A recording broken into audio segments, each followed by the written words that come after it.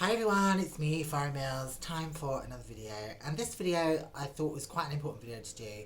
And I think I've seen a few other trans girls do this online, and I think it's always important to discuss these kind of topics all the time just to get people's understanding and the way things are for a lot of trans people.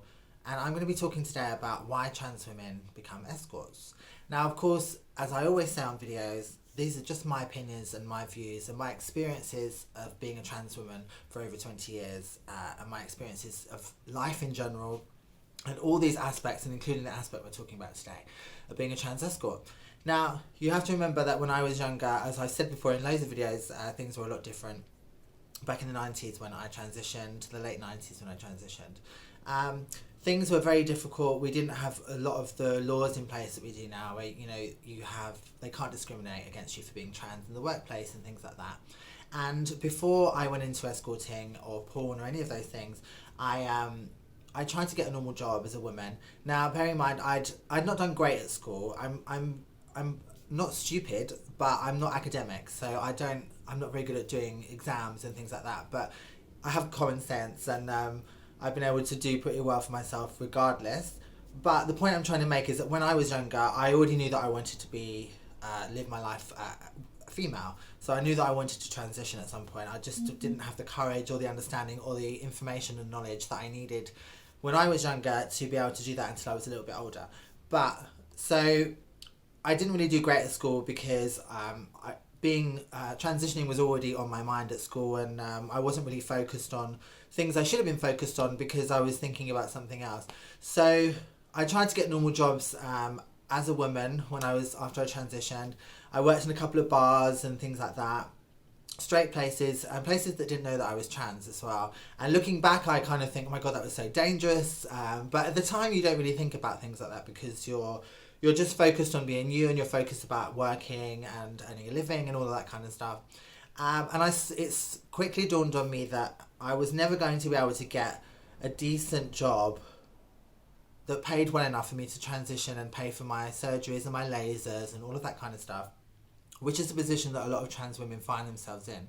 Still to this day, I'm sure. Obviously, I can only talk, as I said, on my experiences.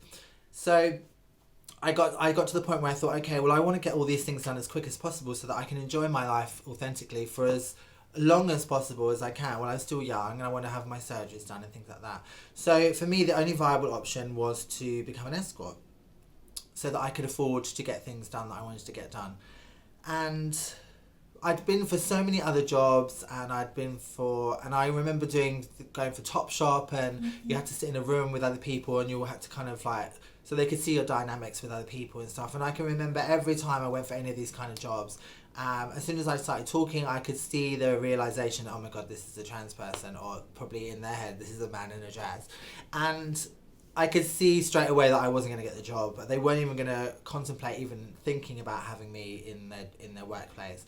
And, I remember at the end of the Topshop interview, them saying, everyone will get a letter back even if you don't get the job. And I, of course, got nothing back. And it's very disheartening, and it makes you feel very upset. I remember having to go to the job centre because I couldn't find work, and I remember saying to them, look, I need to have a job somewhere in central London because everything's a lot more accepting up there and I'll feel safer. And they would just say, well, we can't give you jobs in specific places. If we find a job for you, you have to take it wherever it is. So they weren't prepared to listen to anything that I was saying or where I would prefer to work, which would be safer for me. They were just saying, well, no, you have to take any jobs we give you, and if you don't, then you'll lose your job seekers allowance. And it was very cutthroat like that, and they weren't understanding. They weren't prepared to be understanding at all. So when you get to that kind of point and you're thinking, okay, so my gender dysphoria is really kicking in now because I'm being made to feel like I'm a complete freak. I want to get all these things done that I need to get done. And, being an escort was like on my shoulder more and more at this point for me to just go into that kind of work. Now, I understand that this can be a dangerous job. Of course it can. I've had my moments. But and also a lot of girls can get very heavy into drugs and kind of lose who they are and lose what they're doing and why they're doing what they're doing. But I think if you're smart and you treat things like a business and you're professional and you're good at what you do, then I think you can make a good career out of this. Now, obviously, this is not something I grew up wanting to do.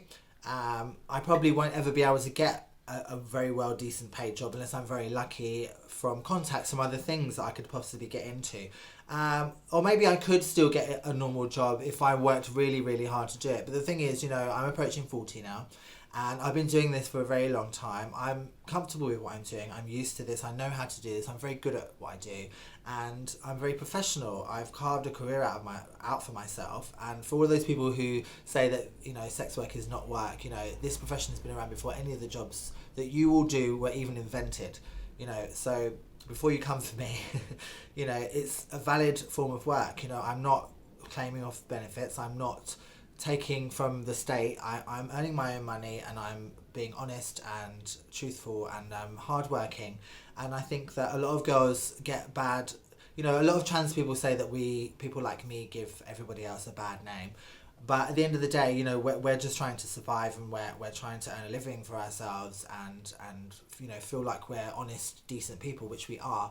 And I think that when you're a trans person, it always falls into two categories, because some trans women transition earlier when they're younger, and so they are kind of faced with the issue that I was faced with, where you kind of have limited options about what you can do. Other trans people, they go through the education system, they get very good qualifications, they get a trade, they become an asset in the workplace, so therefore they're earning decent money and stuff. Then they're able to transition during that period, and sometimes transition during work while they're in the job that they're in. But it also means that they have money, and they have security behind them, and they're able to transition in that way. There's always the two different sides, and unfortunately some people on the other side like to say that people like me haven't tried, and that we're giving other trans people a bad name, because in their eyes everyone should have just done it the way they did. And unfortunately, life isn't that simple. And I think it's very important to understand that when some trans women are doing escorting because they had no other choice, some trans women are doing it because it was a better option for them to do. For me personally, I feel it was a better option for me to do that than to end up in workplaces where I felt uncomfortable, where it was made very clear to me that I was making all the other staff uncomfortable. No one wanted to say anything to me in case I said the wrong thing. Also, you're having to deal with general public in retail work, and not being able to say anything. I'm not someone who can bite my tongue. If someone is rude to me, I will speak to them and I will say something back. I'll always be ladylike. I'm not going to start going crazy. But what I'm saying is that I will never allow someone to disrespect me or speak down to me in any kind of way. And if a customer does that, then I will speak back to them. And of course, an employer who's got a trans person in their job is just waiting for any opportunity to get rid of you. So you're just basically handing them the opportunity on a plate. And of course, these days, employers are not allowed to discriminate because you're trans, but they can come up with a million other reasons why you weren't suitable for the job. And you're never going to know whether it was because you weren't suitable for the job or whether it was just because you were trans. And they don't want that kind of upheaval in their company. They don't want to have someone in their shop where everyone's walking on eggshells, which they don't need to be. But of course, everyone seems to get very uncomfortable and unsure about how they're supposed to talk to someone. It's very simple. If a trans woman is working with you, it's another woman. You treat her like any other woman. But for some reason, people seem to get funny and uncomfortable. I've seen it with other friends who've worked in normal jobs, and I've heard some horror stories from them as well. And you always have to. I had moments before when I was in other jobs where I had to contact the area manager and get my actual manager at the time. They ended up on 2 warnings because of the way they were talking to me and the way they were talking to me in front of customers in the shop. And I won't tolerate it. I'm sorry. It's not something that I'm prepared to put up with. I know who I am. I know my rights. And I also know that, you can't speak to anybody in that kind of way. And any kind of minority always bears the brunt of all of these problems, And so I thought it was very important to explain that some of us, we're in the work we're doing because it's kind of what we know, and it may sound strange, but for me, I feel safer doing the job that I'm doing now than I would feel having to go into a situation every day that I wasn't happy going into, knowing that at any moment someone would spook me or be rude to me or say something derogatory or say he or sir or something, and I would be out of that job in a shot because I cannot put up with people disrespecting me. I'm sorry. So I just think it's important. I wanted to do this video and talk about things like this because I think it's important for people to understand that for however far we've come for trans rights in this country, the reality for a trans person is sometimes, well, is most generally my reality, what I've just talked about, and you know, to end up with a normal job is something you really enjoy doing, and to be able to excel in it. As a trans person, we have to work like twice as hard as anybody else to get noticed and recognised, unless you're lucky enough to have someone who has your back, that can get you into something where you don't have to overly prove yourself more than anybody else. Then you have to work really hard to get anything, and that's the problem, because we're just not seen as people worthy of having anything normal that anyone else does. And I know that a lot of people seem to think that we've come a long way, which we kind of have, but the reality of as actually being a trans person and living day to day is a very different experience. And so I think, you know, next time you see a trans woman and you find out that she's an escort, or you know she's an escort, you know, just remember that she's a normal person like anybody else. She's working very hard to have a normal life like anybody else is, and that's just her job. That doesn't define who she is. It doesn't mean she's a slut either. Usually anyone who works in the sex industry is very safe sexually and always gets tested all the time. So you're in much safer hands with someone like that than you are with someone that you met in a pub. I can assure you of that.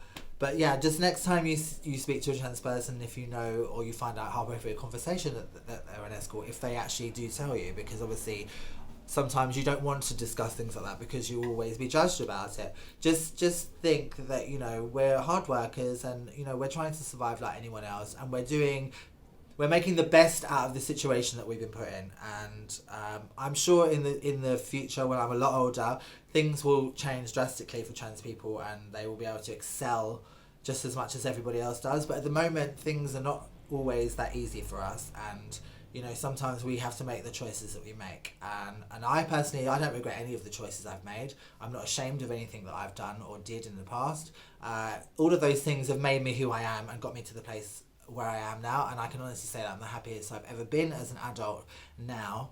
So I just wanted to make this video and make it very clear about some of the situations that we as trans people are in, and the way that things actually are as opposed to how it seems in the media. And I just wanted to say to any young girls out there who have any problems with work or anything, or need any advice, you know, you can always message me and talk to me, and I'm always there to help anyone with any questions that they have. Hope you all have a fantastic day, everybody. Lots of love, and I'll speak to you soon.